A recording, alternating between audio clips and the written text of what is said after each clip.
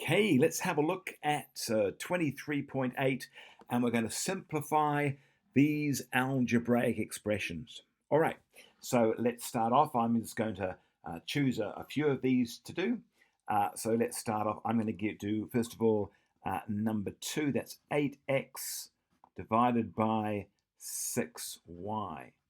8x divided by 6y. All we're going to do is we're going to say, first of all, looking at the coefficient, that's the thing in front of the x, and all we do is we ask ourselves, is there something I can divide into 8 and divide into 6? Well, there is. I could divide them both by 2. If I divide 8 by 2, I get 4. If I divide 6 by 2, I get 3. So that's going to equal 4 on 3. Now, can I divide y into x? Well, they're different, so I can't. So all we end up with is an x and a y. All right, let's have a look at another one.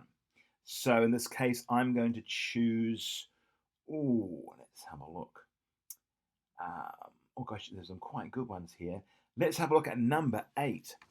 8's an awesome one. It's 2abc on 4ac.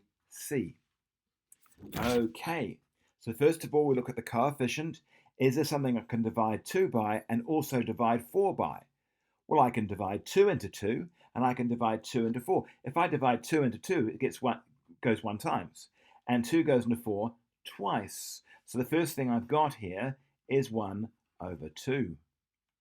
But I've also got some other things I can do, because one of the rules of mathematics is anything divided by itself is 1.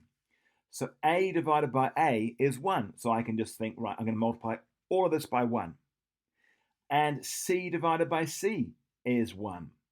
So I can multiply it by another 1, which is just itself. And I'm left with a b times 1, which is just b. So what have I ended up with? Well, 1b is just b, and it's all over 2. And there's my answer. Let's have a look at some other ones. What else do I have here? Oh, let's have a look. Number 7. I like number 7.